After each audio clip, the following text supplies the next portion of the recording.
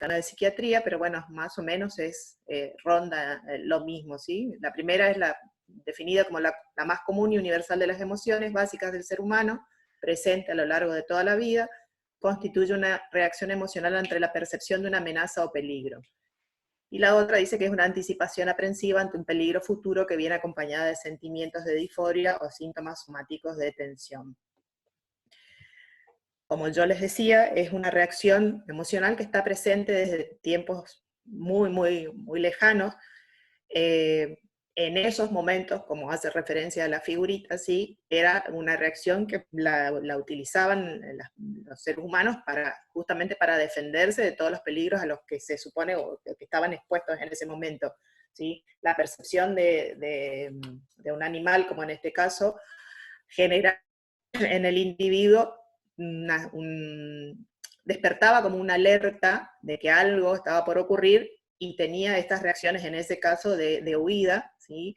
Puede ser también una reacción de defensa o de lucha, en algunos otros casos, y era para proteger a la especie, ¿sí? Para protegerse uno y a sus crías también, inclusive en ese momento. Esta es otra, bueno, de una película que es conocida, si alguno tuvo oportunidad de verla por sobrino o lo que fuera, retratada en una cuestión muy, muy, bueno, los dibujitos, y muy lúdica. Merlín, no me acordaba el nombre del papá de Nemo, es un típico ansioso, ¿sí? Él está preocupado todo el tiempo por un montón de cosas que él cree podrían llegar a pasar o a suceder, y eso le impide o lo invalida para hacer inclusive ciertas actividades. Y Dolly en esa película está en el otro extremo, diríamos, ella es como que no tiene ningún tipo de inhibición ni ningún freno y se larga un montón de experiencias, y en esas acciones, bueno, lo arrastra un poco a Merlín, pero el pescadito en esta acción, el papá de Nemo, es un típico ansioso. Si en algún momento la pueden mirar, ahora después cuando yo le relate un poco toda la sintomatología, y pueden empezar a aprender a distinguir, ¿sí? Ahora, en todo caso, voy a ver qué tal funciona. Vamos a mirar de algunas películas. Hay muchas películas que hacen referencia a episodios de ansiedad o de ataques de pánico, inclusive, así que por ahí sí, no sé cómo funcionarán los videos, ahora depende de la conexión. Vamos a ver si podemos ver uno. Algo que hay que diferenciar en sí, que a veces se tiende a confundir, es lo que es ansiedad y lo que es angustia, ¿sí? Son como, si bien uno por ahí los usa como términos que parecieran ser lo mismo, pero no lo son, ¿sí? Ansiedad proviene del latín, ¿sí? Ansietas, y significa congoja o aflicción, ¿sí? Y tiene más que ver con un malestar físico, ¿sí? Que está detonado por una sensación de intranquilidad o inseguridad ante la amenaza, ante una virtual amenaza, ¿sí? De la cual uno no tiene una causa clara, sino hay una causa netamente definida. En tanto que la angustia proviene, como ustedes saben, de la misma raíz que la palabra angor, si la angina o el angor pectoris, tiene más que ver con una constricción, con la sofocación, ¿sí? Como una sensación de lo que les dicen muchas veces los pacientes es la falta de aire, o como que algo le está oprimiendo el pecho, ¿sí? Como que sienten un peso sobre el pecho. Y está referido justamente a esa sensación que tienen las personas de la opresión precordial, o inclusive a veces cuando le habla del nudo en el estómago, ¿sí? Bueno, eso es angustia. Y es una manifestación, una reacción emocional que tiene más que ver con el temor a algo que les es desconocido, ¿sí? ¿Y qué formas vamos a encontrar en que se manifieste la expresión? Bueno, la ansiedad, perdón. Hay 3 niveles en los que se puede manifestar la ansiedad: a nivel corporal, a nivel fisiológico, que sería el nivel fisiológico, a nivel mental, que es la construcción cognitiva que hacemos de determinados hechos, y el nivel conductual. En general puede pasar que la mayoría de estos 3 niveles estén como entremezclados en muchos pacientes. En otros casos puede ser que haya más predominancia supongamos, del nivel corporal que del mental o conductual. En otras puede haber más presencia de síntomas cognitivos y conductuales y no tanto corporales, ¿sí? eso depende, va a ir variando en cada persona, y tiene un poco que ver también con otras características de la persona, como características de personalidad, o por ahí muchos de estos, de los síntomas de la ansiedad, o la ansiedad como cuadro en mezcla con otras patologías, no solo de la salud mental, ¿sí? Como por ejemplo la depresión, sino también con muchos otros cuadros clínicos, ¿sí? De hecho, ustedes van a ver en la consulta que muchos casos están como solapados, ¿sí? Y se entremezclan con otras patologías, qué sé yo, supongamos con la hipertensión, que muchas veces la asocian o la llaman como te dicen los pacientes, bueno, yo tengo presión emocional. Y bueno, hacen un poco referencia a esto, ¿sí? A aquellas crisis de hipertensión, o cuando su presión se detona, se eleva ante determinados eventos emocionales o cuadros, digamos, que hace que se detone su presión arterial. A eso ellos la llaman como presión emocional, porque bueno, es un concepto que por ahí puede haber utilizado algún profesional, algún colega, como para más o menos explicarle de qué se trata la cosa. No necesariamente tiene que ser un hipertenso, pero puede en muchos casos estar asociado. Y entre los síntomas que vamos a encontrar, o las manifestaciones que vamos a encontrar a nivel corporal, bueno, hay infinidad de síntomas. Todos estos los podemos ver entremezclados, podemos ver algunos, de la misma manera que podíamos tener los tres niveles estos, corporales, mental y conductual, entremezclados. Los signos fisiológicos también, puede haber preponderancia de cardiovasculares, o de respiratorios, o de gastrointestinales, o cualquiera de los otros. Insisto, mucho tiene que ver con el cómo es la persona ya previamente, ¿sí? Y bueno, van a encontrar taquicardia, presión elevada, palpitaciones, disnea, náuseas, vómito, bueno, dificultad para orinar en los genitourinarios. Son muy frecuentes las alteraciones en los hombres, sobre todo en las sexuales, ¿sí? En cuanto al deseo o la eyaculación precoz, o la impotencia en el hombre, tiene mucho que ver con esto de la ansiedad. Eh, Temblores, hormigueos, bueno, muchas de estas cosas yo creo que probablemente las hayan visto o se las hayan descrito a algunos pacientes cuando ustedes los ven en la consulta. Y en cuanto a síntomas cognitivos o mentales, lo que hay es ansiedad o angustia, ¿sí? Que era esto que habíamos visto anteriormente, una sensación de inseguridad, una preocupación constante, sentimientos de ser como, de sentirse menos, la imposibilidad de afrontar diversas situaciones, el sentirse amenazado todo el tiempo, problemas para concentrarse, la apatía, que era esto de las ganas, la falta de ganas de hacer las cosas, cierta pérdida de objetividad o de pensar con claridad, ¿sí? Y en cuanto a los conductuales, suele estar asociado, o lo que se ve es la inquietud o la hiperactividad, ¿sí? Ya que el paciente como que todo el tiempo tiene que estar haciendo algo, no se puede quedar quieto, o el otro extremo, que es como la inmovilidad o la parálisis motora, o inclusive situaciones o conductas que tienen que ver con evitar aquellas cosas que le generan esa ansiedad, ¿sí? O alejarse de las situaciones que tienen que ver con las conductas de escape. Ahora por ahí, cuando veamos algunas patologías que están dentro de lo que es este espectro ansioso, vamos a ver que están como más vinculadas a estos síntomas que tienen más que ver con lo conductual, que tiene que ver con la cuestión de evitar ciertas situaciones que le generan toda esta catarata de síntomas que tienen. Bueno, esto es como para graficar un poco más de todo lo que podemos ver. Muchos, ya les digo, se la habrán referido a ustedes, o inclusive la hemos vivenciado en algún momento muchos de nosotros, y les habrá pasado, supongo, que frecuentemente podamos llegar a tener, o habremos tenido, he tenido, al menos en mi caso, alguna que otra crisis de ansiedad cuando uno tenía que rendir un examen, ¿sí?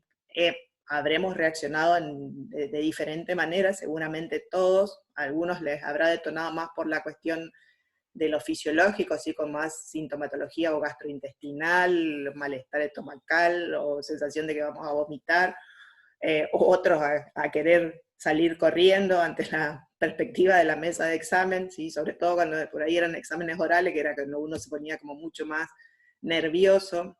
El el hormigueo, sensación como que las manos se le acalambran, ¿sí? Todas estas cosas seguramente han pasado. Y son todos síntomas ansiosos, ¿sí? Que expresan o que se refieren a una crisis de ansiedad. Y lo que sí tenemos que diferenciar, porque como les decía, la ansiedad es algo que está presente con nosotros y es normal hasta cierto punto, ¿sí? Es normal que, a ver, por citar un ejemplo, qué sé yo, eh, si uno está en la calle caminando y de golpe le aparece, bueno, cosas que suelen pasar bastante frecuentemente a alguien y les roba o el celular o la cartera o algo así, seguramente vamos a reaccionar de diferente manera. Algunos se van a quedar como duros y se van a despertar un montón de alertas a nivel corporal, ¿sí? Y otros probablemente o se quedan como frisados, diríamos, o algún que otro podrá tender a huir, a irse, o habrá otros quienes que enfrenten al ladrón e intenten detener todo el proceso del robo, ¿sí? Con los animales, estas son sensaciones, esta es una emoción que está presente en todos, y no solo en los seres humanos, los animales también lo van a ver. Cuando un gato se entrecruza con algún perro, con alguien que se siente una situación amenazante, ustedes habrán visto que se le encorvan el lomo, se le erizan todos los pelos, bueno, y adoptan una actitud que en algún punto intenta atemorizar al otro que está enfrente, ¿sí? Esas son formas normales y lógicas de reaccionar, que las tenemos todos, insisto, tanto los animales como los seres humanos, pero en su adecuada medida y ante situaciones que son lógicas en que uno reaccione así, ¿sí? Si uno siente que también va manejando y de golpe se le cruza un perro y uno hace un volantazo y después queda como con ese nivel de adrenalina que parece que va a explotarle el corazón, son reacciones normales de ansiedad, pero en algunos casos estos niveles de ansiedad o estas reacciones sobrepasan ciertos límites y se torna patológico. ¿Cuándo podemos decir que la ansiedad es patológica?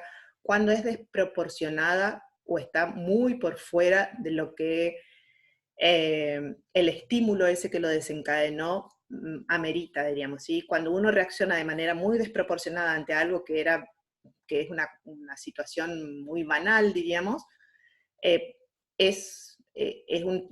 podemos catalogarlo como un tipo de reacción de ansiedad patológica, ¿sí? O cuando se sostiene, o este tipo de reacciones como desmesuradas, se sostienen a lo largo del tiempo, mucho más tiempo, meses, esas reacciones así en un nivel muy alto, también es una reacción patológica, ¿sí? O en el caso de que haya un elemento, cuando no se logra identificar un elemento que la detone claramente, ¿sí? Es decir, cuando uno tiene crisis de ansiedad ante cualquier evento o problema, por más mínimo que sea, uno reacciona de manera desproporcionada, también estamos teniendo una crisis de ansiedad patológica, ¿sí? No es normal. Por eso CIA, Alfredo CIA, que es el que yo les decía al inicio también, que es el especialista en todo lo que sea trastornos de ansiedad, la describe como aquella que resulta excesiva o desproporcionada respecto al estímulo que la provoca, aparece de manera muy frecuente, duradera, ¿sí? Y produce, y esto es lo otro que también es muy importante, limitaciones en la vida, diversas en la vida cotidiana de quien la padece, restringiendo su adaptación al entorno. ¿Qué es lo que quiere decir con esto? Que bueno, que interrumpe o irrumpe en la vida de la persona de tal manera que le impide hacer todas aquellas actividades que él estaba habituado a hacer antes de que este tipo de crisis se le empezaran a presentarse, ¿sí? Deja de trabajar o deja de asistir a su trabajo, o deja de asistir a reuniones con amigos o familiares para evitar tener este tipo de crisis. Bueno, cuando irrumpe y ya genera un quiebre en la vida cotidiana de la persona, eso ya es anormal, ¿sí? ¿Se entiende? Díganme si no. Sí, sí, se Sí, entiende. sí, sí, se entiende, se entiende. Una cosa nada más que a mí no me quedó ¿Sí? claro. O sea, Cuando la persona, por ejemplo, con el ejemplo que habías dado ante un robo, se paraliza, ¿eso no sería lo adecuado que la persona se paralice? Sí, esa es una reacción normal. Ah, está bien, está bien. Esa es una reacción normal, por eso les decía, esto nos acompaña desde tiempos inmemoriales, de la misma manera que allá en la prehistoria la persona reaccionaba a veces así huyendo, como veíamos en el dibujito, ante la amenaza, la presencia amenazante de un animal. Bueno, Ajá. tenemos diferentes modos de afrontar estas situaciones amenazantes, cada uno de nosotros, por eso les digo, por eso les dije, podrá pasar que ante una situación de robo algunos de nosotros nos quedemos como frisados y duros, habrá Ujú, otros que huyan, que salgan corriendo ante esa situación amenazante y habrá aquel que lo enfrente al ladrón, ¿sí? Son formas de reaccionar, por eso yo les decía al inicio que las formas que en general solemos tener de reacción son la lucha o la huida o el freezing, diríamos, el que uno se queda quieto ujú, porque no sabe muy bien qué hacer o porque lo ha tomado de manera tan inesperada que uno no, bueno, ahora sí, pero convengamos que no era habitual antes, no era normal que uno se acostumbre a que lo anden robando, diríamos, ahora ya estamos como más curtidos, pero no sí, es tal algo cual. que habitualmente pase, ¿sí? Entonces, esas son formas de reaccionar normales, pero ocurren toda esta cascada que yo les describía de síntomas que se presentan a nivel corporal, eh, ocurren en ese momento determinado. Si uno no sostiene o persisten con nosotros un rato más después de que sucedió el robo, pero no más de 24 horas, supongamos, ¿sí? Porque uno no va a estar con ese mismo estado de ansiedad tan elevado durante todo el día. Ocurre en ese episodio que hay como una irrupción brusca, ¿sí? De toda esa sintomatología o de parte de esa sintomatología y después merma. Podrá quedar en nosotros alguna percepción de peligro y uno es como que se cuida, cuando sale la siguiente vez ya anda como mirando para todos lados, tiende a adoptar ciertas conductas para prevenir, digamos, que le vuelva a pasar un episodio similar, digamos, pero bueno, a medida que el tiempo transcurre, eso se va como diluyendo, digamos. Pero distinto sería que vos ese tipo de síntomas los tengas presente todo el tiempo, ¿sí? No solo en ese momento que se Ujú. desató el episodio, sino que te continúen o que se repitan de manera sin parar a lo largo de los meses que siguen, ¿sí? Eso ya es una cuestión de una respuesta patológica, no es normal cuando ese tipo de sensaciones corporales y demás, conductuales o los pensamientos inclusive, cuando eso se sostiene por meses o por mucho más tiempo, en algunos casos por años, como pasa con el estrés postraumático, eso no es normal, eso ya no es una ansiedad normal, ¿sí? ¿Se Bien. entiende? ¿Se quedó claro? Sí, sí, sí, sí, sí. Doc, una Al- pregunta. Yo tengo, a mí no me quedó con el tema de la postura o la reacción o el estímulo que la persona puede tener. Dijo que ante un estímulo que sea muy bajo, muy banal, hablando de lo patológico, ¿no? Pero ¿y cómo nosotros podemos decir o podemos valorar de que lo que él vivió, lo que la persona vivió, es algo de poca importancia? por el, re- eh, por el relato del sí, ¿sí? A ver, cuando yo digo banal o algo que sea como no. Claro, muy poco estimulante para la población en general. O sea, de ver que si llueve o no llueve y uno ya se pone muy nervioso, por ejemplo. O sea, un ejemplo muy, Sí, muy más.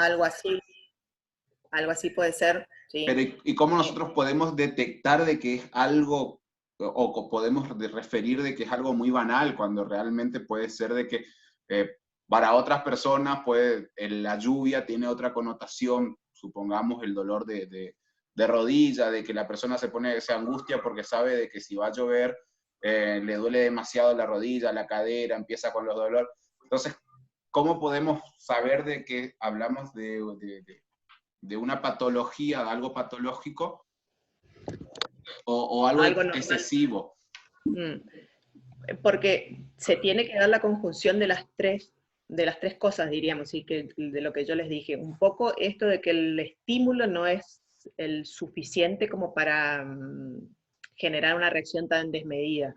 La otra es que se sostenga en el tiempo, meses o años, ¿sí? En algunos casos, pongamos en este caso por ahí que serían meses para tratar de circunscribirlo, diríamos. Y la otra es que interfiere automáticamente con todas las actividades de la vida cotidiana de la persona.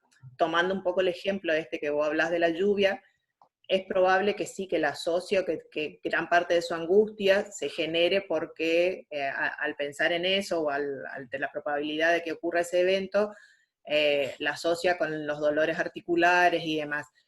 Pero si ese estímulo interfiere en la vida de la persona al punto de que ante la sola perspectiva de que va a llover o ante la perspectiva de que esté lloviendo, diríamos, y ella o él, cualquiera, tenía que salir a hacer, no sé, un trámite cualquiera, o bueno, o tiene que ir a trabajar, pospone o deja de hacer esa tarea que usualmente hace, que es ir al trabajo por esa asociación que hace ella de la lluvia con el dolor, estamos ante un evento que deja de ser normal, ¿sí?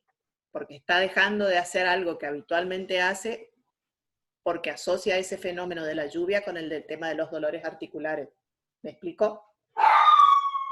Sí, sí, sí, sí, sí, perfectamente. Hay familiares, hay gente que tenían, por ejemplo, que se le murió la mamá, que estuvieron muy pegadas y la mamá estuvo enferma, postrada y le cuidó mucho tiempo y bueno, murió y después no puede superar la muerte.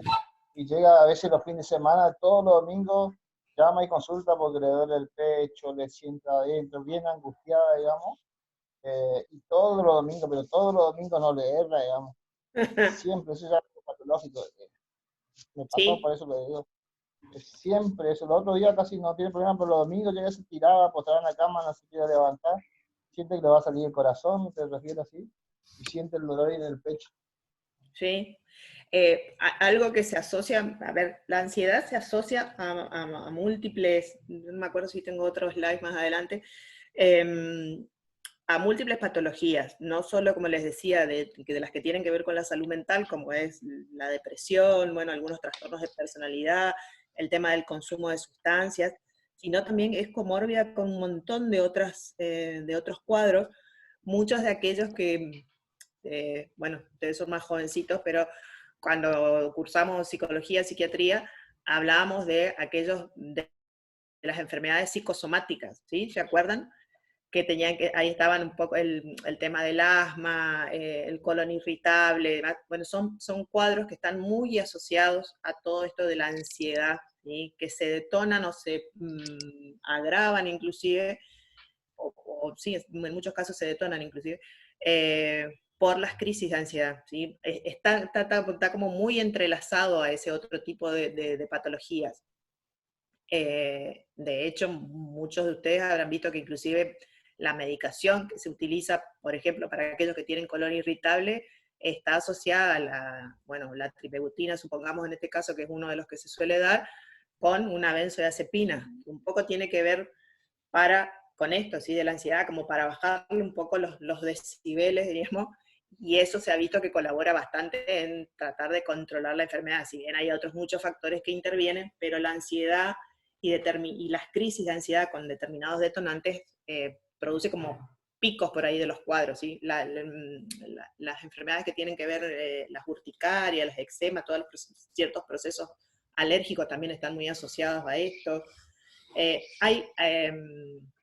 Lo vamos a ver ahora en todo caso cuando hablemos de hacer diagnóstico, porque a la hora de hacer el diagnóstico uno tiene que, es válido esto que vos decías, José, de ver también un poco el historial de la persona, porque uno no se tiene que limitar solo al episodio que hace referencia en ese momento que lo estamos evaluando, sino que tiene que también hacer una cuestión, una construcción de la historia de la persona en cuanto a los hechos que pudieran haber influido en la persona para tener ese tipo de respuesta ante determinados estímulos, el historial clínico, el descartar otros cuadros como procesos tiroideos u otros más, ¿sí? Que también uno tiene que hacer la diferencia, que no se trate de algunos de estos otros procesos, por eso hay que pedir toda una evaluación, una batería de laboratorios y cuestión clínica para descartar que esto no se deba a otra causa solamente, ¿sí? Bueno, este tiene más que ver con las crisis de pánico, que es lo otro que habitualmente se suele ver. Una de cada 10 personas tiene una crisis de pánico a lo largo de su vida, una de cada 30 padece esta enfermedad, ¿sí? Eso equivale a un 2 o un 5% de la población general. La edad de comienzo típica de los trastornos de ansiedad suele andar entre los 25 y 30 años, en general se dan más en mujeres, y la forma de evolucionar tiende en general a ser crónica, ¿sí? No quiere decir con esto que no existan tratamientos los hay, pero a veces ante determinados procesos vitales, aquello que más o menos estaba controlado, supongamos ante alguna situación de duelo o algo que no puede afrontar, se puede detonar nuevamente, ¿sí? Sobre todo las crisis de pánico.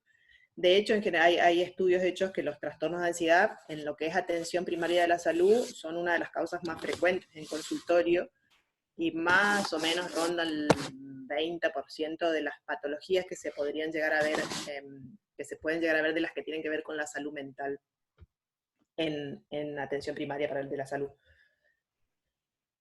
Y yendo a lo que es el pánico en sí, que muchas veces asocia los trastornos de pánico a las crisis de pánico, se dan en el contexto del trastorno de ansiedad en sí.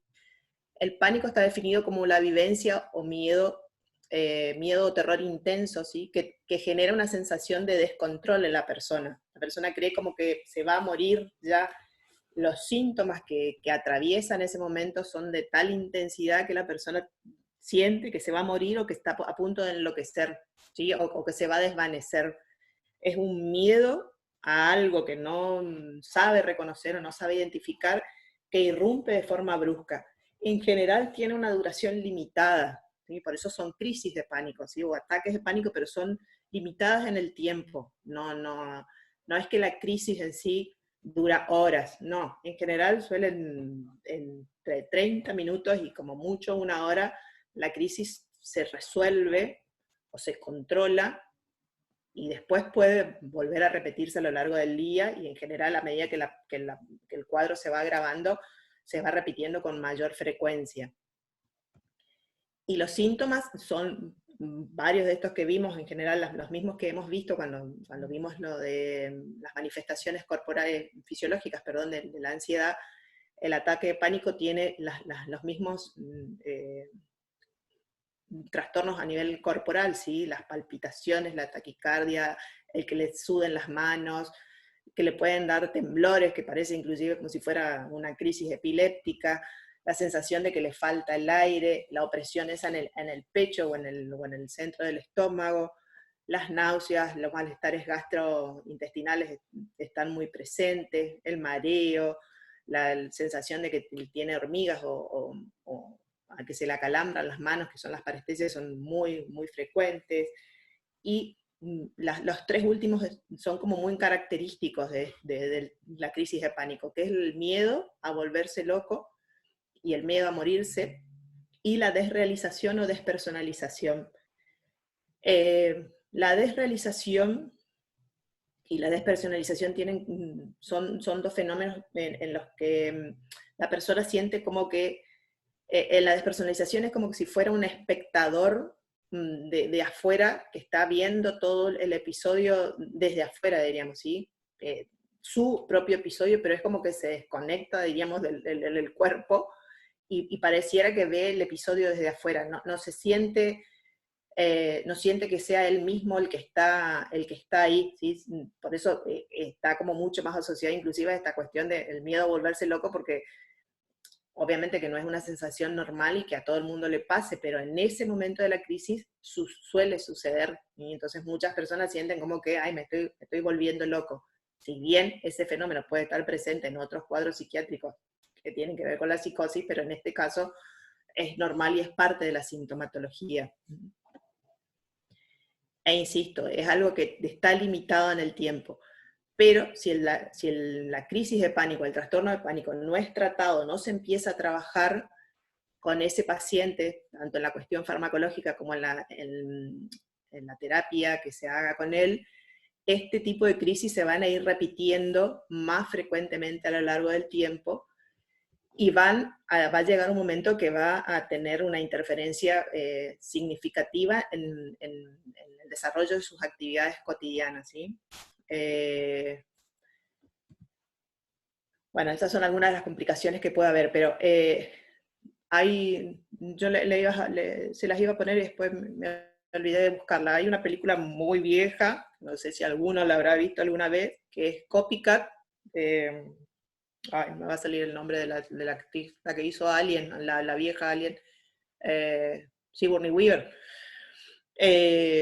Si quieren por ahí buscarla o rastrearla, es viejísima la película, pero ella en un pedazo de la película, justamente lo que se ve es ella tiene ataques de pánico, crisis de pánico y agorafobia, y la imposibilidad de ella de salir de su departamento, porque ese era el lugar donde ella se sentía cómoda, y cuando tiene que asomarse al pasillo para buscar un diario, se le detonan toda una serie de síntomas que tiene que ver con esto, y toda esa sintomatología a nivel corporal que veíamos, y esta sensación como de desrealización y despersonalización que tiene, está como muy marcada ahí, ¿sí? Es como que pierde la noción inclusive del tiempo y del espacio en ese momento, y pareciera que está viviendo como en una película y no en su vida real, ¿sí? Si bien esto es una película obviamente, pero ella se logra transmitir esa sensación a la persona, ¿sí? De lo que siente alguien en una crisis de pánico. Es muy...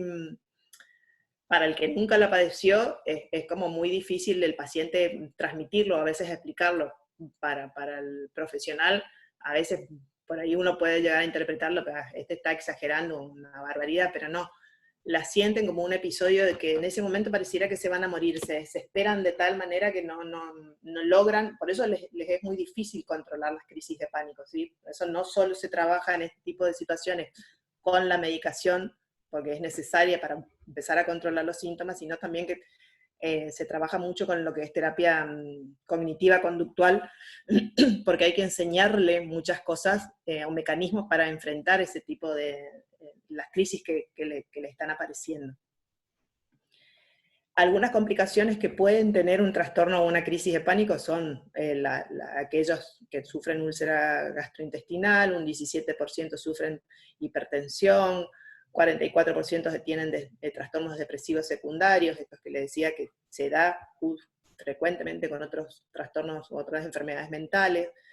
La morbilidad general es 3 veces mayor que la de la población general, incremento de la frecuencia de alcohol u otras drogas, ¿sí? E inclusive el suicidio, y está muy asociado también a lo que es el ausentismo laboral. ¿Por qué la asociación que muchas veces hacen o que podemos llegar a ver en nuestros pacientes con el consumo problemático o el consumo abusivo de sustancias, cualquiera sea, las legales o las ilegales? Es porque justamente el alcohol, como produce esa inhibición a nivel de nuestra corteza, ese temor que uno tiene a enfrentar determinadas situaciones, el alcohol lo inhibe, diríamos, y nos desinhibe, les permite a quienes padecen estos trastornos de ansiedad hacer muchas cosas que normalmente no las harían, ¿sí? Porque está como anulado aquello que te permite tomar conciencia del entorno. Y las drogas generan el mismo efecto, ¿sí? Los desenchufa en algún punto, hace como un desenchufe de cierta parte de su cerebro, de cierta anulación, podríamos decirlo así, muy vulgarmente, y entonces pueden hacer muchas otras actividades que normalmente si no, no haría. Por eso muchos de estos trastornos se asocian, sobre todo al alcohol y a la marihuana, porque la marihuana genera también esa sensación de relaje y como de bienestar, entre comillas, así como de cierto nirvana que les permite transitar esos episodios. Ya hace un tiempo se ve muchos jóvenes que justamente para bajar un poco la ansiedad que tienen, la marihuana les viene como anillo al dedo, diríamos. No necesariamente se transforma en un consumo problemático, pero sí el fumarse un facito de vez en cuando están muy pasados, les baja revoluciones, diríamos, ¿sí? Así como en su momento poblaciones más viejas, diríamos, o de otro tipo, de otra edad, recurrían habitualmente a las benzodiazepinas, a los ansiolíticos, es el mismo efecto, diríamos, le genera la marihuana a algunos más jóvenes, ¿sí? Los desenchufa, diríamos. Una Sí, pregunta con eso, con respecto a eso. Se está viendo de que los adolescentes, o las generaciones más nuevas, las generaciones más jóvenes, están teniendo como un problema en afrontar los problemas. sí.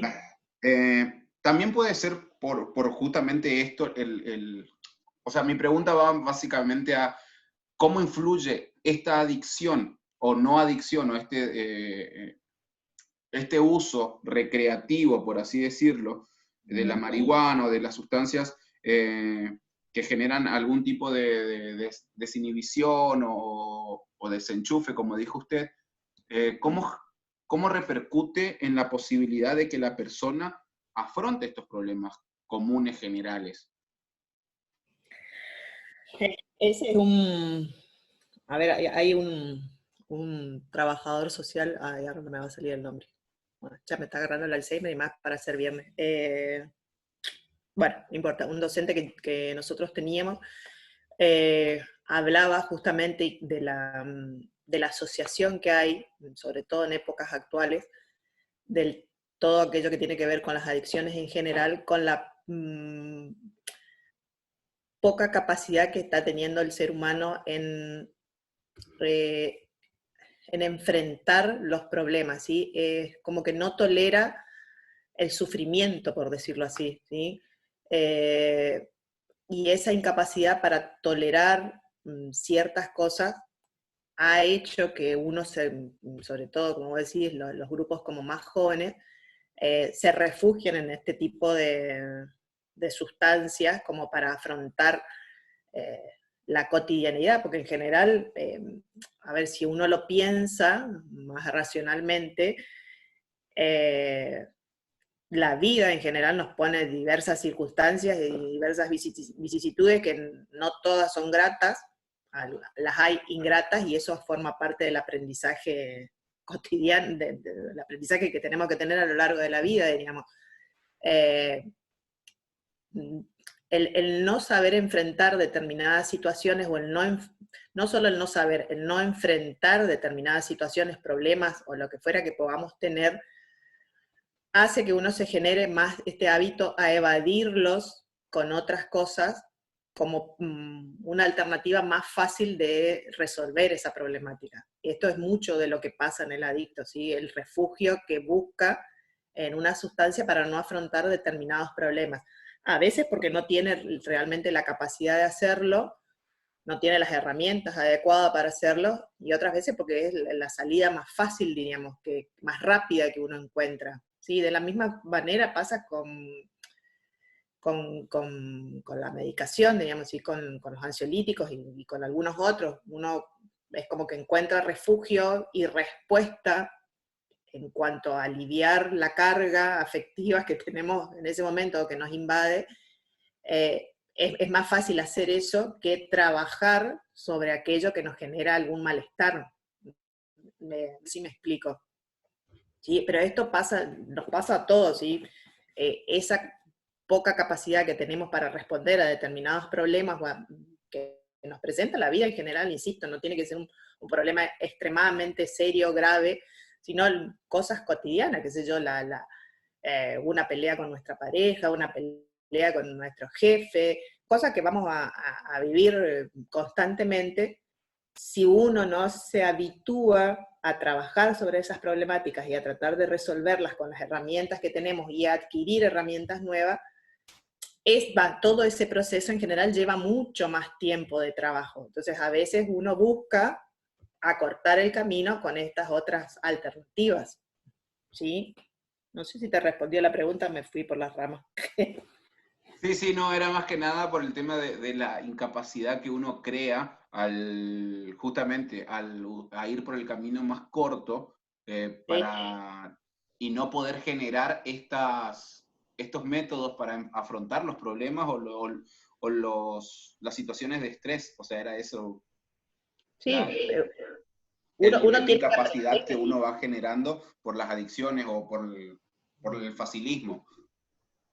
Sí, uno tiende a buscar esas rutas más cortas o caminos más fáciles, digamos, porque, insisto, el trabajar sobre aquello otro que nos genera malestar es un camino más largo, implica que uno tiene que reconocer algunas fallas que tenemos todos, y para lo cual no todos estamos preparados, o a veces no es el momento.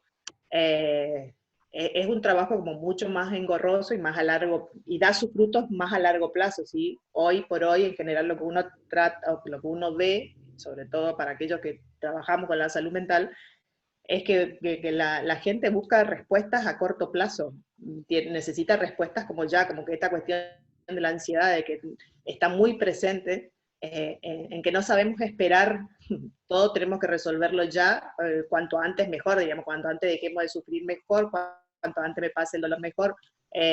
Si pasan 2 noches que no duermo, nada, listo, ya la tercera ya me tomé una pastillita porque ya no aguanto, y vamos por eso les digo, vamos por las alternativas más simples, y en vez de generar otro tipo de hábitos, supongamos con el tema del sueño, de hacer todas las medidas higiénico-dietéticas que sabemos tenemos que hacer, la resolvemos más fácil con la pastillita y listo, se acorta el camino.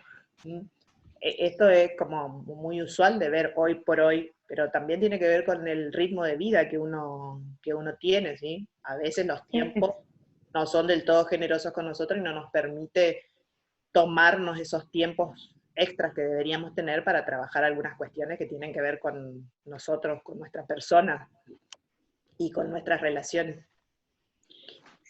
Tal cual. Y eso, por ejemplo, porque yo a veces digo como que baja la tolerancia a frustración que tienen muchas personas ante un examen o ante algún tipo de situación. Puede también estar relacionada por la competencia que existe hoy en día entre los mismos estudiantes, inclusive, que es donde más se ve eso. Puede ser que sea porque como ahora, o sea, la información que tienen, o sea, el ritmo de estudio no es el mismo que llevan ahora que se llevaba también hace un par de años atrás. No, Puede ser que eso también repercuta.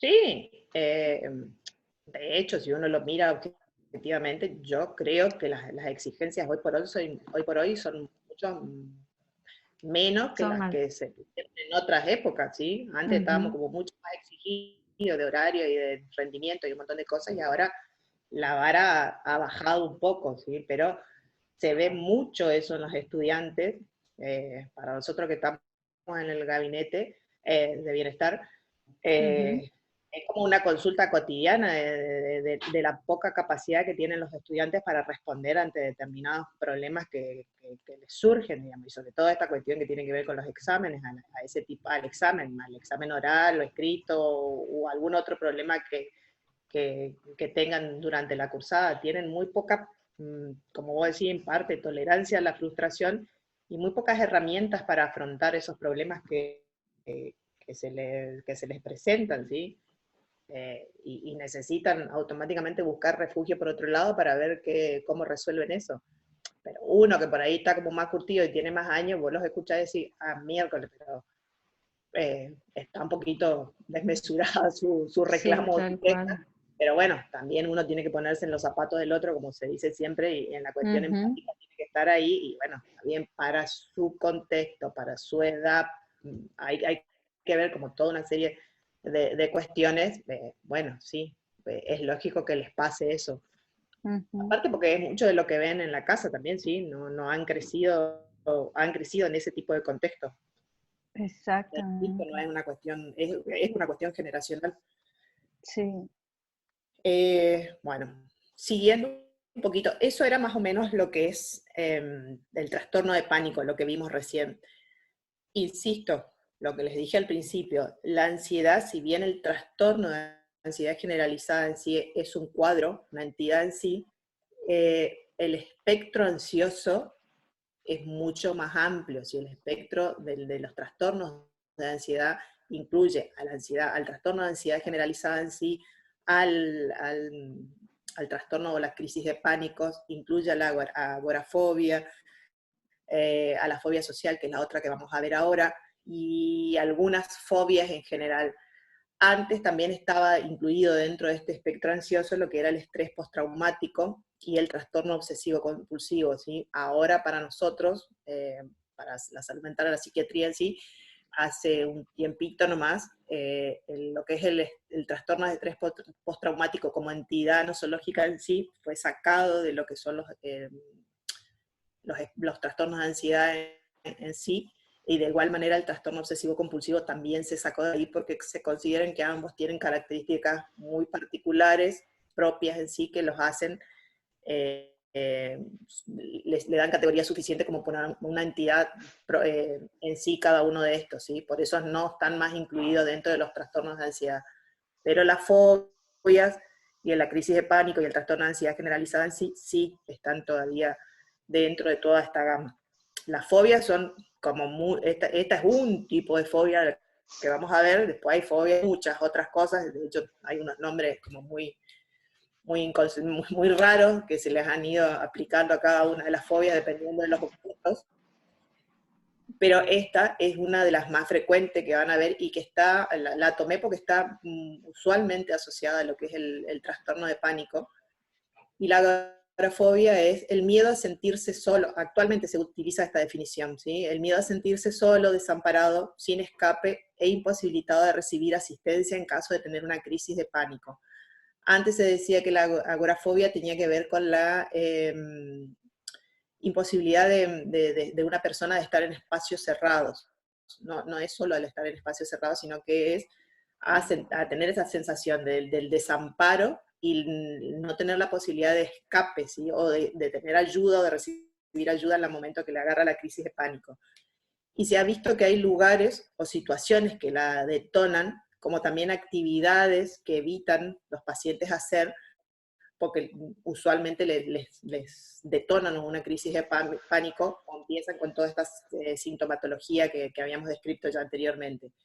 Lugares o situaciones que pudieran generar este tipo de cuadros, ¿sí? Los supermercados, shopping, los cines, puentes, ascensores, ¿sí? Los aviones, las fiestas, ¿sí? las reuniones, actividades que pueden evitar hacer los pacientes, si es manejar o viajar en auto, ir en un colectivo, subirse en un avión.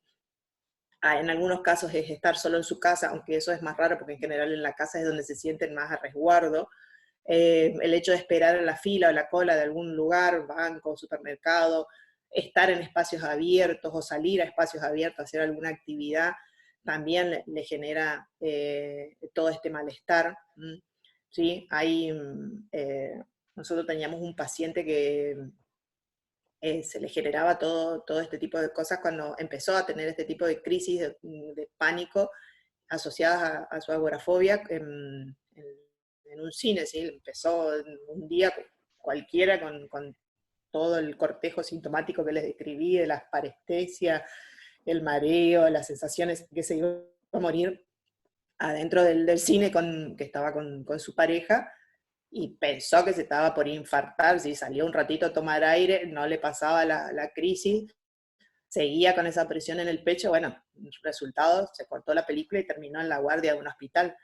Le hicieron toda la evaluación correspondiente por las dudas de electrocardiograma y todo lo demás, bueno, y no tenía nada. Pasó, se fue a su casa lo más bien, y 2 días después empezó otra vez de nuevo con estas mismas crisis, ¿sí?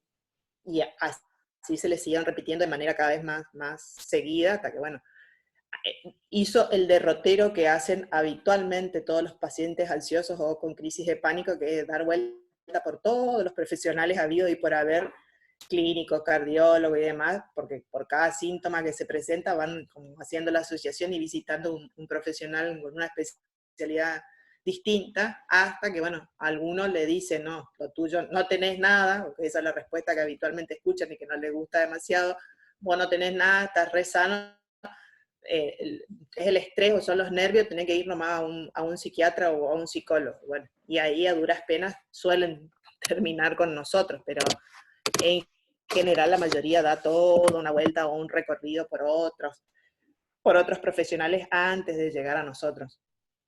Y habitualmente lo que se hace es, en consultas previas, es darle un ansiolítico, que si bien es parte del tratamiento indicado, no es el único. Pero bueno, eso lo vamos a ver ahora después. Bueno, eso es la agorafobia, y está muy asociada, ya les digo, a las crisis de pánico. Y después otro cuadro que se suele ver mucho, que es otra de las fobias, y es la que antes, ahora ya no se llama así, se llamaba fobia social, ahora se llama trastorno de ansiedad social. Incluye un espectro bastante amplio de manifestaciones, y va desde la inhibición social o la timidez, la falta de asertividad, la ansiedad ante citas o temor al desempeño en determinadas ocasiones, y representa uno de los motivos frecuentes de pedido de asistencia en los servicios psiquiátricos ambulatorios o en los servicios de la primera línea de atención primaria, ¿sí? Particularmente en la adolescencia y en la adultez temprana. Y esto tiene como contra el hecho de que por ahí se circunscriba a esa edad a cuestiones que tienen que ver con la edad en sí, ¿sí? Bueno, como el adolescente es un universo tan peculiar, muchas cosas que pueden pasarle o síntomas que puedan referir los adolescentes o adultos jóvenes en ese margen de edad, uno lo atribuye o lo achaca justamente a la edad. Es adolescente, bueno, sí, es tímido, es retraído, ya se le va a pasar, pero doctor, cada vez que yo lo quiero llevar a tal lugar, o que tiene que dar una clase, o que tiene que cosas, le pasa eso, y no se va, o deja de ir a las fiestas, y no le gusta, y sufre, bueno, lo achacan, insisto, muchas veces a la edad, pero cuando, de vuelta, tomando lo que se dijo al principio, cuando este tipo de situaciones se presentan e invalidan que el paciente o que la persona haga determinadas actividades o asista a determinados eventos, porque la sintomatología que le va a generar ya de por sí, la idea de exponerse ante el público, supongamos, le genera ya toda esa catarata de síntomas que habíamos descrito, y entonces ya directamente evita hacerlo, ¿sí? Que es lo que dice abajo, que el diagnóstico de trastorno de ansiedad generalizada debe hacerse si la conducta de evitación o la resistencia a enfrentar situaciones antedichas interfiere con la actividad académica, laboral o relaciones sociales habituales, o si el individuo manifiesta intenso malestar relacionado con sus temores que reconoce como excesivo o irracional. Porque les va a pasar con los fóbicos sociales, diríamos, que la persona reconoce que todo ese cortejo sintomático, el hecho de que le suden las manos, que tenga como ganas desesperantes de ir al baño, que se le haga un nudo en el estómago o en la garganta, que se ponga colorado como un tomate, todas esas cosas sabe que son parte de su forma de ser, por decirlo así, pero no las logra manejar, y la sola idea de tener que enfrentarse a una situación determinada, por ejemplo, el hablar en público, hace que anticipe que todo eso le va a pasar, y todo ese malestar no lo quiere atravesar, y entonces directamente evitan ir a la reunión o a la conferencia que tenía que ir, ¿sí? En general, cuando uno trabaja este tipo de cuadros, las fobias en general, ya sea la agorafobia que vimos anteriormente o esta trastorno de ansiedad social, uno lo que hace es como una desensibilización progresiva del paciente, ¿sí? Hay que trabajar durante bastante tiempo y de manera bastante lenta, ¿sí? Porque uno lo que va haciendo progresivamente con este tipo de pacientes es exponerlo a esas situaciones que le generan este malestar, o que le generan las situaciones que para él le son fóbicas, para que de a poco se vaya como desensibilizando, le decimos nosotros, y de a poco pueda ir enfrentando las situaciones, ¿sí?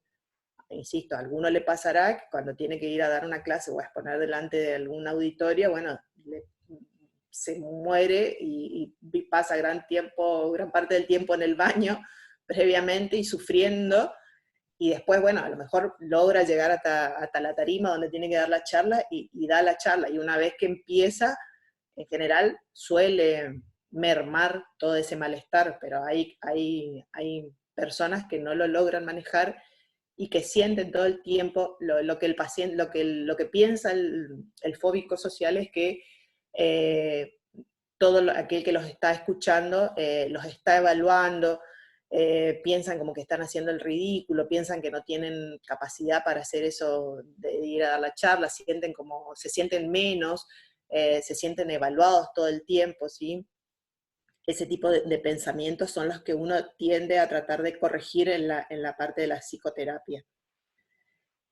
Y antes de tomar el tratamiento en sí, viendo algo un poco de lo que es el diagnóstico, porque estos son cuadros que yo creo que los van a ver ahora, más aún con toda esta situación que estamos viviendo, como hablábamos antes, la ansiedad está allá al límite, en la cumbre de la montaña, y yo creo que a medida que pase el tiempo lo vamos a ver cada vez más, ¿sí? Yo creo que este año y lo que se viene más allá de que toda esta cuestión de la cuarentena y la pandemia nos va a generar hábitos nuevos, también va a incrementar la presencia de ciertas patologías mentales. Eso ya lo estamos viendo nosotros hace un tiempo y estamos como previendo que mucho de esto va a pasar. Si bien todo esto que tiene que ver con la ansiedad, con distintas cuadros que están dentro del espectro ansioso, lo vemos bastante frecuentemente, ya lo veíamos antes, ahora lo estamos viendo mucho más.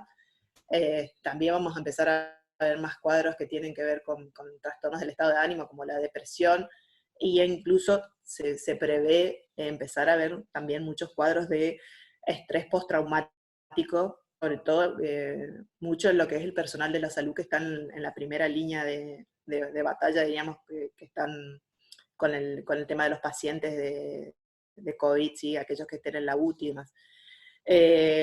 Pero bueno, como hablábamos, nuestro nivel de ansiedad al inicio yo creo que era otro, hoy por hoy ya con el tiempo que llevamos de encierro, esto se ha incrementado en aquellos que de por sí tienen una constitución, un temperamento como que necesitan mucha más actividad y estar más conectados todo el tiempo. Toda esta cuestión de estar así como tan estancados y adentro de casa y tan limitados en cuanto al movimiento y demás, los estás enloqueciendo, ¿sí? Es como el ratoncito que da vuelta en la ruedita todo el tiempo, ¿sí? Se sienten más o menos así.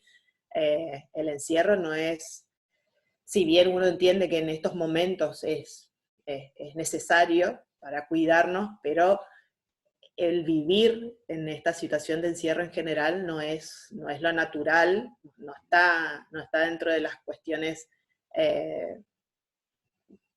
propias del ser humano. ¿Sí? Ustedes saben que el ser humano es un ser gregario de por sí, que necesita del otro y de la comunidad para poder vivir y mantenerse normal, digamos, ¿sí? Aquel que le gusta estar más en soledad, escapa un poco de los parámetros normales, ¿sí? Entonces el estar en esta cuestión de aislamiento tanto tiempo tampoco está siendo del todo sano y nos va a pasar factura en algún momento.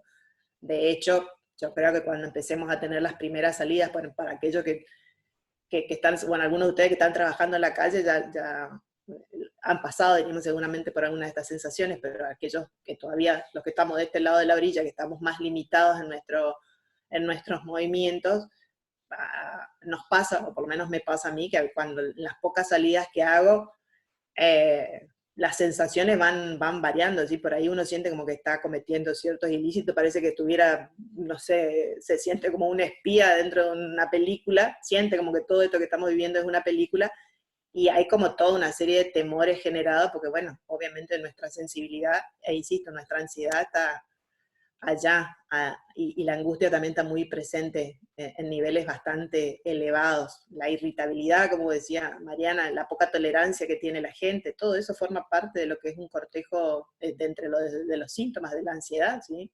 Cuando, no al límite de decir que es una ansiedad patológica, ¿sí? Pero porque en este contexto en particular que estamos viviendo hoy, el término patológico en cuanto a ansiedad o angustia es como bastante peculiar, ¿sí? Hoy por hoy uno no puede decir qué tan patológico es, porque la verdad que esta es una situación que ninguno de nosotros hemos vivido, y bueno, es como todo muy nuevo, y lo que se vive o lo que se ve en algún punto es aceptado como normal, porque no tenemos otros parámetros con los cuales compararlos, ¿sí? Más adelante los tendremos, pero en este momento uno no puede decir que alguien que tenga una crisis de angustia y que esté llorando todo el tiempo por alguna cuestión o por lo que toda esta situación genera sea normal, ¿sí? Seguramente la mayoría de nosotros no tenemos herramientas suficientes como para afrontar este tipo de situaciones porque no las hemos vivido nunca. Para episodios futuros, si tuviéramos que atravesar alguna situación de esta, seguramente contaremos con otras herramientas, ¿sí? O con la experiencia previa que en este tipo de circunstancias es como muy importante, ¿sí?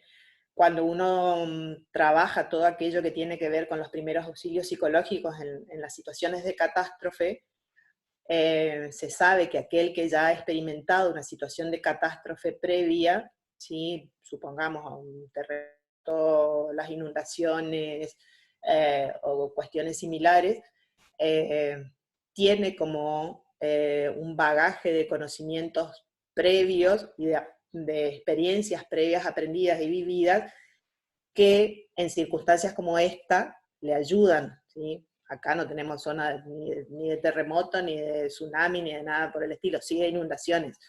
Aquel que las haya vivido o haya tenido que estar asistiendo a lo que fuera en esas circunstancias, probablemente tenga un concepto o una forma de ver todo esto que está sucediendo de otra manera. Pero por lo demás, para todos nosotros, todo esto es nuevo. Así que las formas en que reaccionamos como podemos y con lo que tenemos. Eso es así de fácil. Pero bueno, retomando el tema del diagnóstico, piensen siempre, más allá de todo el interrogatorio que a veces puede tornarse un tanto largo de hacer en estos casos, es descartar cuadros clínicos que pudieran ser los que están originando estos síntomas de ansiedad, ¿sí? O sea, tratar de desentrañar si se debe realmente a un cuadro de ansiedad o se debe a otro cuadro clínico. Pensar también en la franja etaria con la que estamos trabajando, ¿sí? Si son mujeres, tengamos en cuenta las cuestiones hormonales que interfieren mucho con nosotras, entonces cuando por ahí están en periodos de menopausia, hay ciertas cosas y ciertos síntomas que son propios y ciertos estados de ánimo que también son propios de la edad que pueden interferir, los periodos premenstruales o todo lo que tiene que ver con el síndrome premenstrual y de disforia premenstrual también. Mucho de esta sintomatología está presente en eso y uno tiene que aprender a identificarlo, pedir toda la laboratorio, batería de análisis clínicos que uno crea correspondiente para descartar otras causas, ¿sí? Nunca perdamos de foco, nunca dejemos de tener eso en cuenta. Y después yo tengo que buscar, les voy a pasar, hay algunas encuestas, algunos tests que se utilizan para ansiedad, que por ahí, algunas escalas diríamos, así como veíamos los otros días lo del mini mental, que es mucho más usado en todo lo que es atención primaria, hay algunos test que por ahí se podrían implementar, que les podrían ser de ayuda en este tipo de situaciones. Pero tengan en cuenta siempre lo desmedido de la respuesta, ¿sí? Cuando ustedes ven algo que la respuesta o que la preocupación excesiva que tiene la persona es desmedida para que el factor que lo está desencadenando es un tanto desmedido, que se viene sosteniendo en el tiempo ya hace bastante todo este tipo de situación y que está interfiriendo significativamente en su actividad social, familiar y laboral, bueno, la cosa ya ha pasado de castaño oscuro. Y de hecho, en general, si está sentado ahí frente a nosotros contándonos todo esto es porque a él mismo lo ha sobrepasado y necesita una mano, o porque algún integrante de la familia lo mandó porque dijo, no te aguanto más así, te vas a consultar con un médico. ¿Sí? Esto también pasa bastante. Y en cuanto al tratamiento, si bien les había dicho que tenemos la cuestión farmacológica a la que tenemos que recurrir, mucho trabajamos o deberíamos trabajar, esto ya no les pido a ustedes que lo hagan, ahí sí sería un momento oportuno para derivar, pero fundamentalmente se utiliza todo lo que es la terapia cognitiva conductual. ¿Cuál es el problema? Y lo que uno esperaría de ustedes como médicos generalistas o como profesionales de la salud que trabajan en el primer nivel de atención es que puedan identificar el cuadro y que puedan iniciar un tratamiento, ¿sí? Porque eso es importante, ¿sí? Después, hacer hincapié y remarcar en que el tratamiento farmacológico de por sí solo no funciona, y que magia no se hace. Porque si bien el psicofármaco o los fármacos en sí van a lograr controlar mucho de estos síntomas, va a pasar que cuando uno suspenda el psicofármaco, toda esa catarata de síntomas que antes tenían y estaban contenidas con la cuestión farmacológica van a volver a aparecer.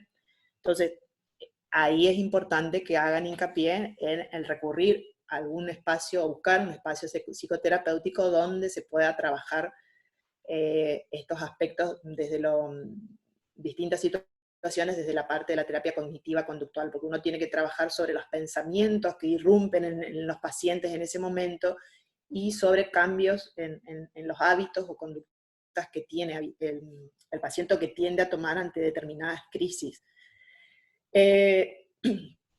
Por eso lo que les puse ahí, que lo que se espera es la identificación y el abordaje inicial, y después hacer la interconsulta oportuna.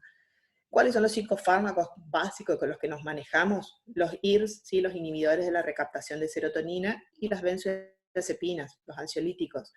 ¿Por qué los dos juntos y no solo el ansiolítico? Por ahí van a encontrar quizás en algunos lugares que se manejan solo con ansiolíticos, pero debiéramos, y lo que se aconseja es combinarlos. ¿Por qué? Porque el ansiolítico lo que hace, o nos ayuda en este momento, porque el efecto del ansiolítico es inmediato, y uno logra controlar en algún punto parte de esa sintomatología o de estas crisis con el ansiolítico, ¿sí? El paciente está como más tranquilo, se logra empezar a desenchufar un poco. Uno en general aconseja que cuando tiene una crisis de pánico, en el momento de la crisis, se tome un comprimido, medio comprimido, cualquiera de las benzodiazepinas, supongamos clonazepam de 0,5 o de 0,25, siempre arrancamos con la dosis más bajita y en general responden bastante bien. Cuando lo toman en el momento de la crisis merma, se controla y el paciente está mejor. Pero recuerden que en general los ansiolíticos, más allá de la vida media de cada uno, ninguno dura eternamente. Entonces pasa que al transcurrir el tiempo y pasar el efecto de la benzodiazepina, volvemos a estar expuestos a la aparición de los síntomas. Entonces siempre se dan combinados con un inhibidor de la recaptación de serotonina, y ahí pueden elegir el que quieran, sea sertralina, paroxetina, citalopram, escitalopram. Fluoxetina no tanto, porque la fluoxetina de todos de las drogas de los fármacos de este grupo es como la más activante. La fluoxetina por ahí está más indicada para trabajar el trastorno obsesivo compulsivo. Si bien funcionan para los trastornos de ansiedad, preferiría que por ahí utilicen alguna de las otras, sertralina, paroxetina, citalopram, cualquiera de estas anda bien. Y el tema de lo que les decía, combinados, porque el efecto de los inhibidores de la recaptación de serotonina la vamos a empezar a ver recién a los 10, 15 días o un poquito más. Entonces, ¿cómo hacemos para que el paciente nos aguante las crisis durante esas 2 semanas, sin que se enloquezca y nos enloquezca a nosotros? Bueno, para eso nos sirve el ansiolítico. El ansiolítico va a paliar momentáneamente y controlar esos síntomas hasta que el otro fármaco empiece a hacer su efecto en sí. Una vez que el antidepresivo, que si bien es un antidepresivo, pero se utiliza en todos estos episodios de ansiedad, en todos estos cuadros ansiosos, una vez que el antidepresivo empezó a hacer su efecto, uno puede ir haciendo una retirada progresiva de la benzodiazepina para tratar de evitar el enganche justamente con ese tipo de fármacos. A veces se sostiene el tratamiento con ambos, ¿sí? Pero en general con el IRS responden bastante bien. La dosis la vamos a ir adecuando dependiendo, como siempre, arrancando con una dosis la más baja, y después lo vamos subiendo dependiendo de la tolerancia que tenga el paciente, previendo que pudiera aparecer algún efecto secundario, ¿sí? No sé si se acuerdan algo de lo que creo que vimos alguito los otros días cuando vimos lo de demencia, que también se suelen utilizar efectos secundarios que en general provocan los IRS, es el tema de la sequedad de boca, algunos malestares gastrointestinales, algo de cefalea, pero son efectos que a medida que transcurre el tiempo desaparecen, ¿sí? Entonces uno tiene que advertirle al paciente de esto, de la posible o probable aparición de los síntomas. acidez es muy frecuente también que provoca, entonces un paciente que tiene antecedente de gastritis hay que reforzar esta medicación con algún protector gástrico y hacerle la advertencia de que le puede generar cierta acidez, ¿sí? Todas esas advertencias hay que hacerle antes para que justamente no nos abandone el tratamiento. Y aclararle que el efecto de esta medicación la van a empezar a ver a los 10, 15 días recién o un poquito más, y que por eso vamos a dar el tratamiento combinado de las dos cosas. Otra recomendación que también tienen que hacer, sobre todo si se trata de pacientes jóvenes, de adultos jóvenes, es que todos los inhibidores de la recaptación de serotonina alteran la libido. Entonces, en muchos les puede producir un retraso en la eyaculación o una disminución de la libido.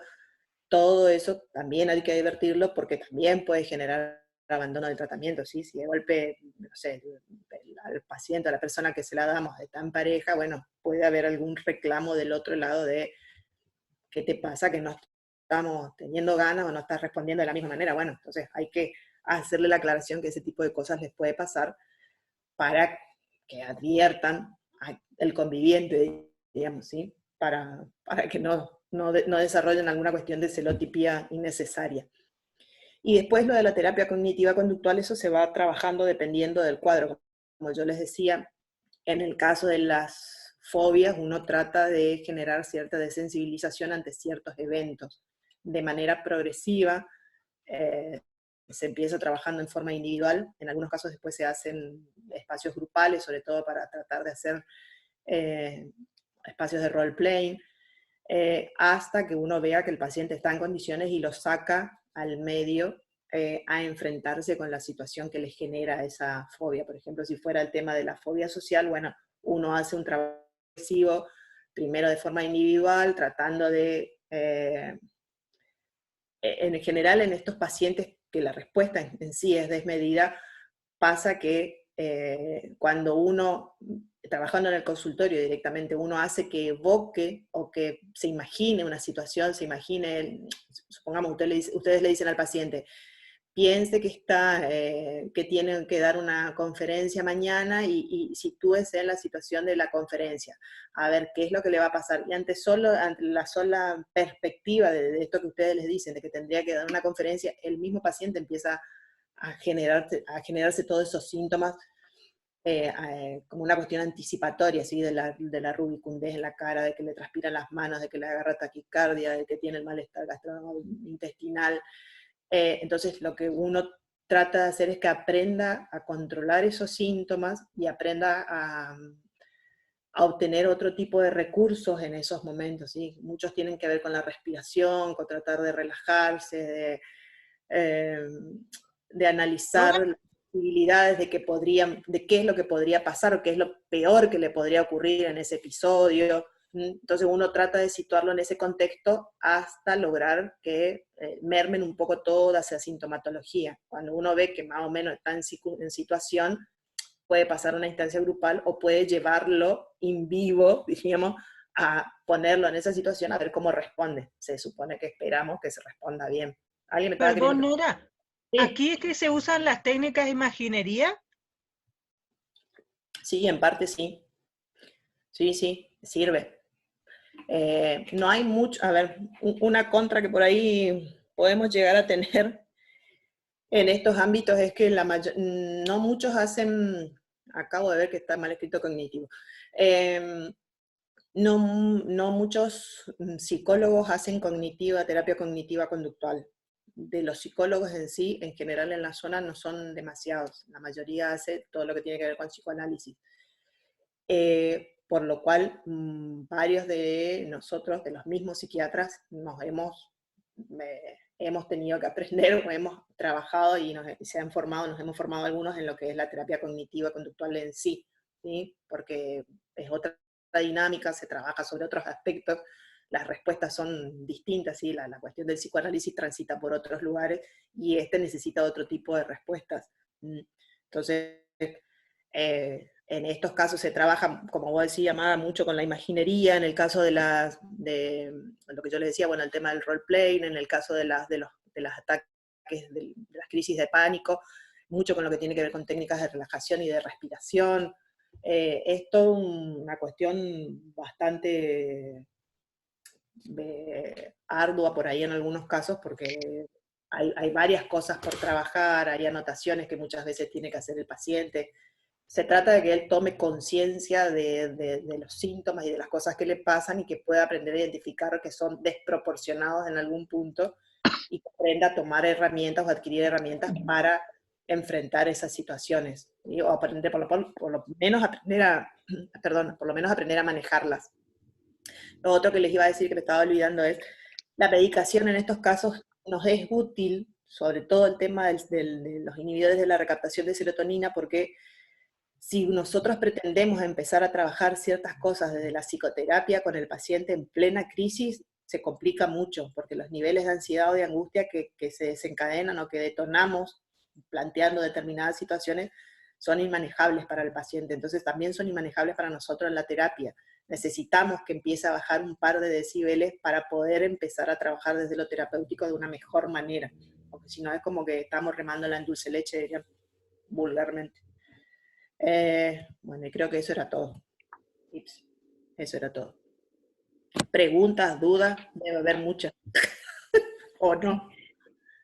Con respecto a la El terapia, yoga, bueno, Que no, es decís, Sofi. montones perdón, todo. no, no, solo para acotar que el yoga también suele ser una alternativa que ayuda bastante.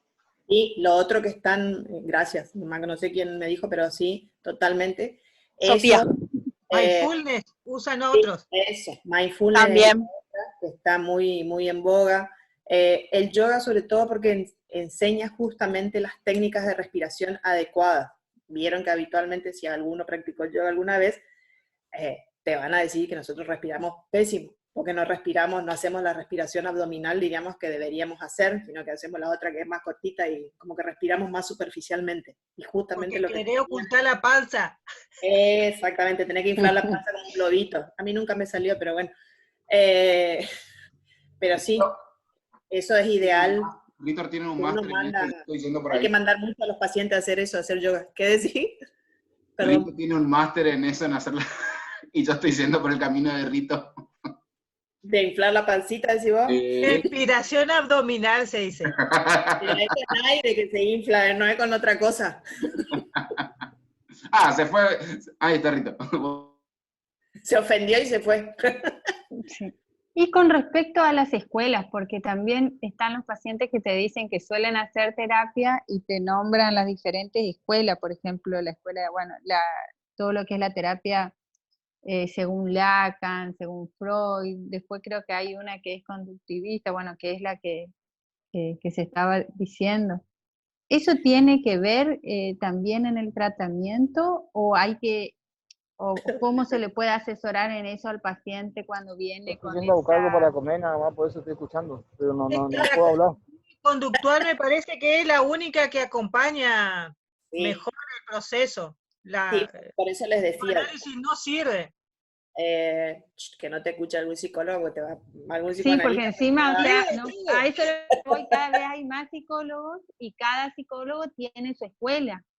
Por Me eso ha les pasado que, sí, me ha pasado que vienen y te dicen, no, yo, o sea, como que soy de una determinada escuela.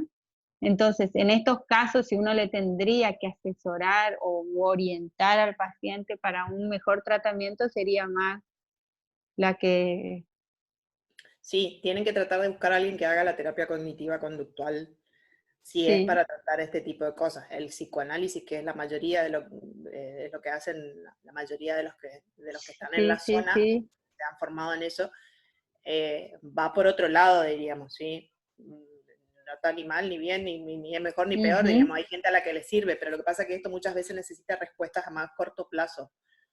exacto. Entonces, el psicoanálisis trabaja con una cuestión más de proceso a lo largo de todo el ciclo vital, y que en este caso quizás no te sea de tanta utilidad. Pero bueno, la Exacto. psicoterapia es como otras tantas cosas, hay que ver lo que más le sirva a la persona.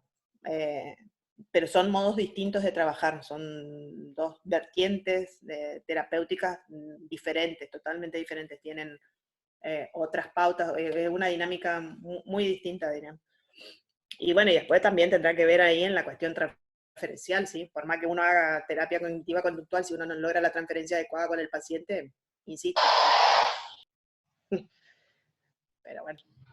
Sí, tal cual, porque a veces uno, o sea, yo a veces veo que hay personas que van mucho al psicólogo, pero no hay ningún avance en nada. Pues sí, suele pasar. Yo no voy Yo a no hacer sé ningún si comentario que pueda ser usado con... No, pero a veces Los me da la... pacientes, ojo, ¿dónde lo usas eso, Mariana, si no querés que te quemen vivo?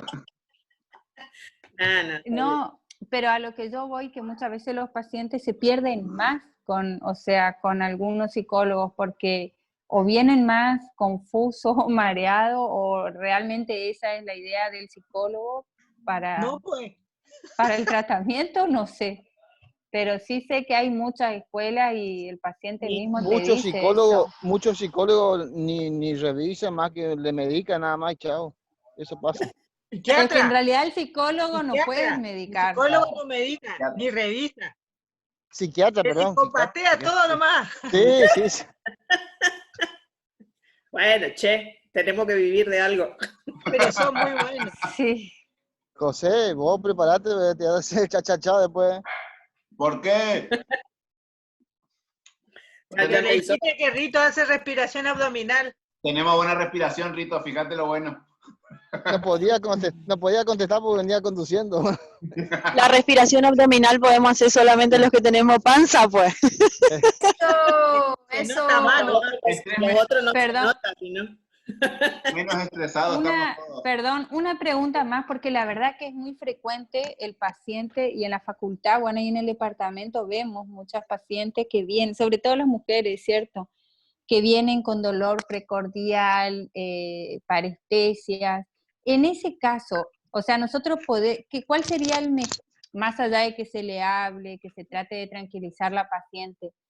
En ese caso, ¿cuál sería como el mejor medicamento Bueno. como Gracias, para gracias. darle a la paciente hasta tanto, o sea, se contacte con algún especialista? No La idea sé si siempre hay que medicar, perdón.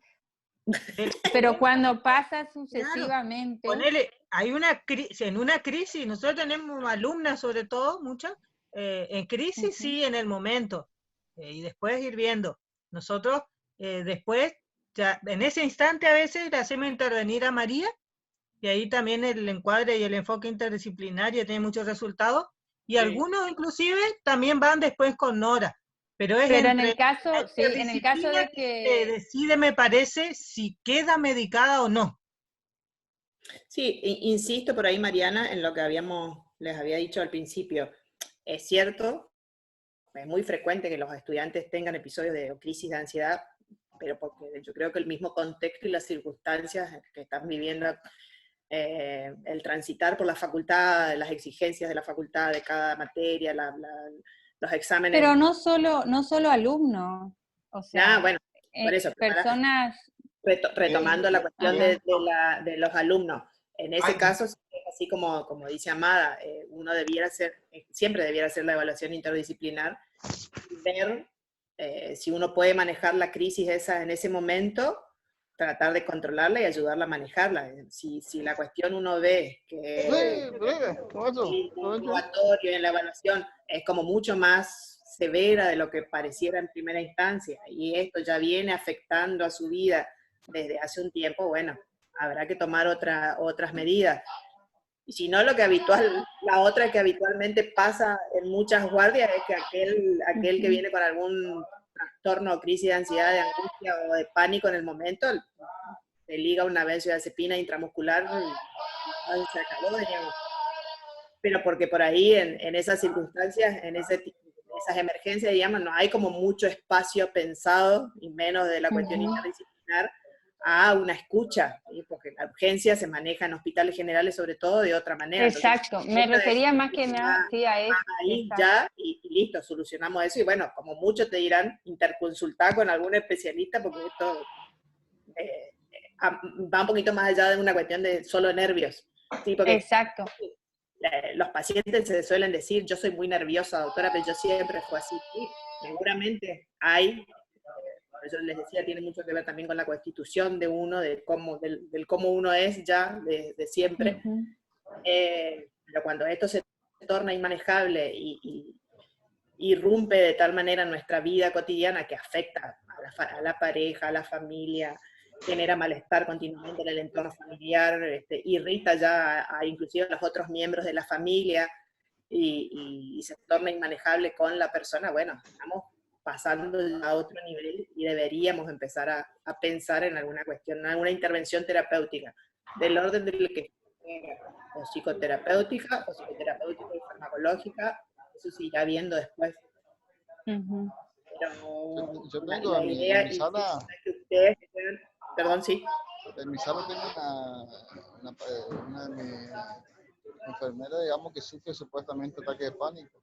La otro día yo la vi que llegó así, supuestamente llegó un poquito tarde, estaba con ataque de pánico, pero se quería arrancar los pelos, se quiere rasguñar todo el cuerpo, se quiere herir, digamos. Se siente esa ¿Eso no es sensación una de ahogo. histeria? ¿No? Eh, ¿Es como un ataque de histeria? Y ella está diagnosticada como ataque de pánico, supuestamente. A ver, Así lo que me dijo. hubo un momento que, ya hace un tiempo, que los ataques de pánico, las crisis de pánico estaban como muy de moda, porque era como bien visto, diríamos, en algún punto, aquel que tenía una crisis de pánico. Aparte, hubo un tiempo que todos estos personajes que deambulan por la televisión, también todos tenían crisis de pánico. Bueno, entonces todo el mundo, ante la menor problema o circunstancia que tenían ataques de pánico. Pero bueno, no colabora mucho los medios, diríamos, a veces con nosotros, pero en fin. Sí, Pierina tiene razón. Aquellas personas con una constitución, por eso le digo, tiene que ver con ciertas formas de ser de uno. Y uno tiene que aprender a leer por ahí entre líneas y ver qué es realmente, si es que es una crisis de pánico o si es parte de su forma de ser, solamente porque sí, los histriónicos o los histéricos tienen un gran despliegue de todo esto. Lo que sí, en general, el histriónico o el histérico, o el histérico, cualquiera de los dos, suele tener este tipo de reacciones, lo que yo les decía hoy al inicio, creo que a Mariana, con síntomas que vos empezás a averiguar o a indagar un poco, a escarbar y decir, bueno, sí, es una cuestión muy tonta, muy obvia, que no califica, diríamos, para una cuestión de un ataque de pánico en sí, porque habitualmente todas esas crisis están detonadas porque se peleó con la pareja, porque se peleó con los padres, tienen como hay como hay un objetivo claro que es llamar la atención del otro, y hay un detonante como muy claro y que es como muy, muy tonto, nos parece a nosotros, para ellos es un mundo, pero bueno, es bastante solapado por ahí, el histérico sí, o la histérica suele tener gran parte de todo esto, y el otro que suele presentar gran parte de toda esta cuestión, y que también hay que diferenciarlo, es el hipocondríaco, ¿sí? El que todo le pasa y todo le cae mal, y de todo lo que hay por ahí se enferma, digamos. Muchas de todas estas cosas también le pasan. ¿Algo más? ¿Alguien quedó con alguna duda o algo? ¿Más o menos quedó claro? No, excelente, Doc, la verdad que re bien. No sé, alguno de los... Muy bien, Doc, muy bien, muy bien. Ay, yo pido disculpas, había sido... Después vos vas a poder subir, ¿Qué? José. Sí, Después vas a poder estaba subir en grabando. algún lado, porque yo llegué tarde de nuevo. Dale. Yo subo mañana. Pido disculpas porque yo estaba comiendo, me comí una pera y había sido que mi cámara estaba prendida y yo comiendo pera. Metele nomás, yo no tengo problema ni que coman, ni que tomen mate, ni que hagan lo que quieran, a mí no me... Hasta ahí nomás, hasta ahí nomás. Porque... Bueno, pero No, siempre hasta coincide que hasta es comida viernes, así nomás. que ya a esta hora ya todos tienen ganas de empezar con la picadita y la cosita, con algo que entretenerse más en esta cuarentena. No, José, que coma pera nomás. Si no, no va a poder con la respiración abdominal, decís vos. Eso. Yo subo ahora después, amadas, tengo que subir un par de cosas que ya les quedé de ver de la semana pasada, así que ahora busco y subo. Hay algunos otros trastornos. Pero le digo lo grabado, porque lo rico es lo que vos vas agregando a la letra, aunque está en la...